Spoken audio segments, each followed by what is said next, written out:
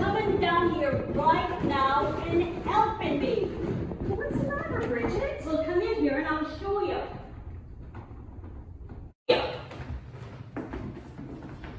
This kitchen is a mess. There's playing cards and glasses and dishes all over the table from last night's socializing. Well, I think it was your Mr. McGraw acting all lively with his jokes. And you're Mr. Bosworth, who was tossing cards around and laughing instead of just shuffling. Well, we were both in on it. I expect we were. Had too much of the festivities last night and forgot to clean up. I just headed right upstairs to my back chamber. Well, you're very lucky to work here, having permission to entertain our beaux in the kitchen.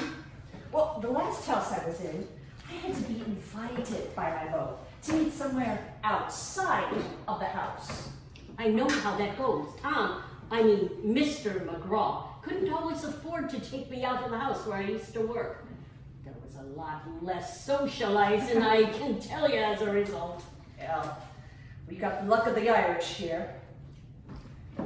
Didn't you make the corned beef yesterday for the household and their gentlemen callers? I surely did. We Irish have been eating the tougher and cheaper corns of beef for years and years and years. Mostly on holidays like Easter Sunday. I'm double lucky because Judge Davis likes that corned beef just as much as our menfolk do. Well, usually you'd have to make 2 meals. One for we hired help and one for the Davises and their guests. Oh, not that you know a lot about that, Miss Kathe. Oh no. Doesn't that mean that I have to cook and then serve them something? You surely do. I have to go to church this afternoon to help Father Kelly. He's having a special gathering for a visiting priest. I don't know how to manage all of this. Oh, Kathe, settle down. I've already mixed up some muffins over here. You warm the muffins, heat the water for tea, and add some candy and fruit. It's a simple tea. And I'm going to show you right now how to work in this kitchen. 1, heat water. 2, heat muffins. 3, fruit. Do I peel, cut the fruit? Where's the tea?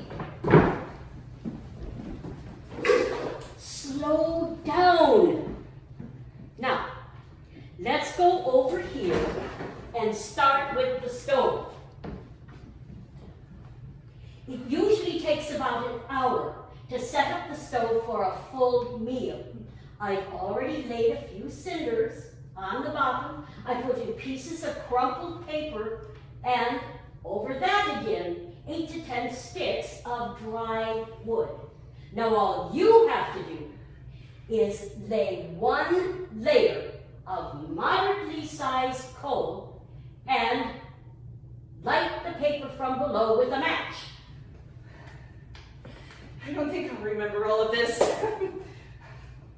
As soon as I leave, just lay the coal and light the match because it takes a while to heat up. Well, how do I know if it's the right temperature? Well, experienced cooks like me know, but I'll tell you. If there are black spots on the oven, it's not hot enough. If you sprinkle some flour on the bottom and it burns too quickly, it is too hot. Just put the muffins in to reheat, stand right here and watch them. And then what happens to the stove after that? A small fire like that will burn itself out. You can just leave it alone. But now you got to turn your attention to the sinks and the icebox. Wash the tea dishes in the copper sink in the china closet and the pans in the soap stone sink, then scald it out. How? With what? Hot water from the tea preparation, of course, and use a clean towel. And don't forget to order a 200-pound block of ice and the oysters. Tell Willie to go to the market as soon as Mrs. Davis's company leaves.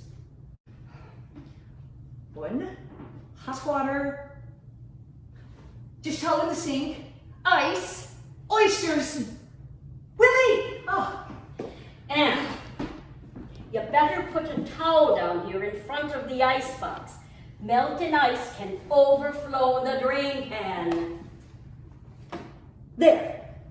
Not now, you silly girl, there's no ice in it. And I need a clean sink in case Mrs. Davis wants a light supper tonight. And I got to have the oysters and the ice for tomorrow.